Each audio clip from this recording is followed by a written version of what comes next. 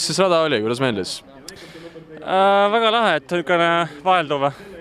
Ta oli singleid asju ja oli ka niisuguseid taastumise lõike kruusa peal, et ja õnneks väga mudane ei olnud, et üks niisugune mingi kilomeetri, kahe kilomeetri pikkune lõik oli, kus oli veits mudane, aga väga lahe rada. Kas otsusidki kohe lõpu peale mängida või lihtsalt oligi grupp terve aja koos?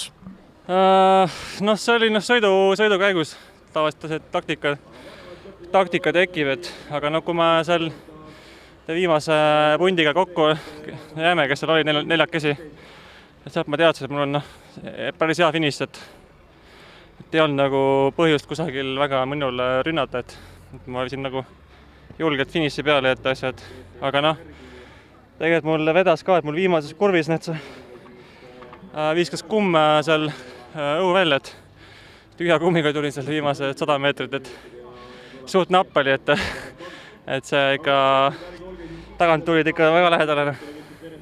Kas Kõrgemägi algus kohe võttis jalad täis ka, et kuidas pärast seda oli?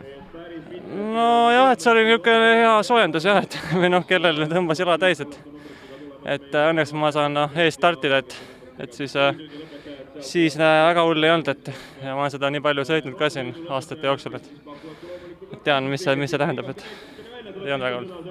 Super, tänud!